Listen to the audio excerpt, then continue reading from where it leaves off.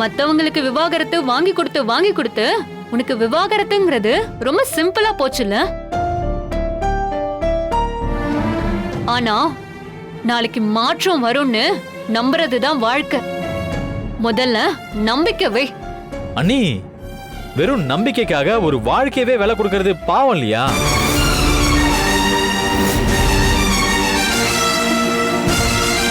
நான் துர்காவோட வாழ்க்கைய விலை கொடுக்க விரும்பல. அதனால டைவர்ஸ் பண்றது நல்லது.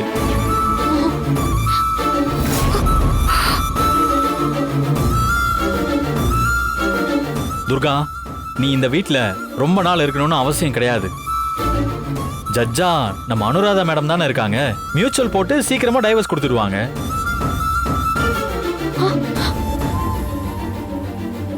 அது மட்டும் இல்லாம நேத்து அனுராதா மேடம் கிட்டே உன்னோட விருப்பத்தை நீ சொல்லிட்ட. அதனால காம்ப்ளிகேஷன் எதுவும் இல்லாம கேஸ் சீக்கிரமா முடிஞ்சிடும்.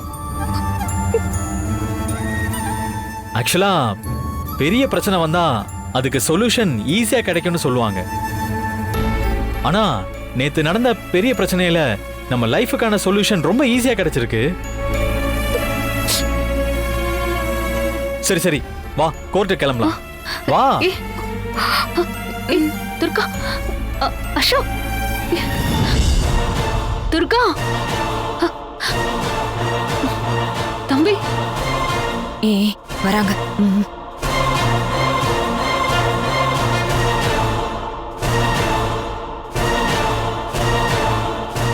அடடா, என்ன ஒரு ஜோடி பொருத்தம்.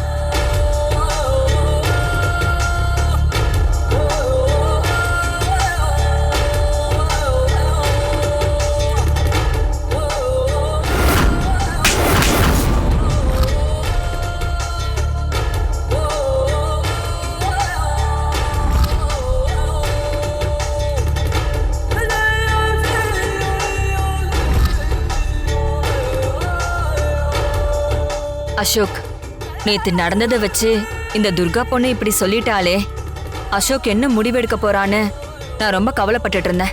இப்ப உங்களை ஜோடியா பார்க்கவும் தான் நிம்மதியா இருக்க.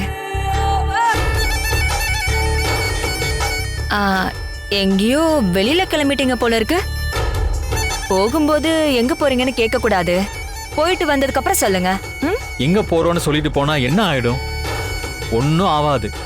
நேத்து துர்கா எடுத்த முடிவு சரியான முடிவுதான். எனக்கும் அவளுக்கும், ஏன் நம்ம குடும்பத்துக்குமே கூட. அதனால துர்காவுக்கு டைவர்ஸ் கொடுத்துடலான்னு நான் முடிவு பண்ணிட்டேன். ஐயோ,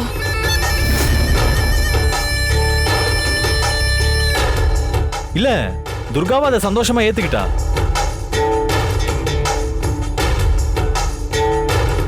டைவர்ஸ்க்கு அப்ளை பண்ணதான் அனுராதா மேடம் பாக்குறதுக்காக நான் கூட்டிட்டு போயிட்டு இருக்கேன். ஐயோ, என்ன அசோக் சொல்ற? ஏண்டா இப்படி ஒரு குண்டை தூக்கி போடுற?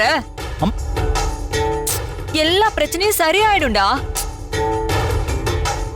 இங்க பாரு, நீ துர்கா கிட்ட பேசி சரி பண்ணிருப்பேன்னு நினைச்ச. ஆனா இப்போ இப்படி வந்து சொல்ற. ஏமா துர்கா, இதுக்கு நீ சம்மதிக்கலாமா? இது தப்பு இல்லையா? சொல்லு. அம்மா அம்மா அம்மா, இப்பதான் தெளிவா பேசி ஒரு முடிவுக்கு வந்திருக்கோம். மறுபடியும் முதல்ல இருந்து ஆரம்பிக்காதீங்க. போற காரியம் நல்லபடியா முடியணும்னு வேண்டிக்கோங்க.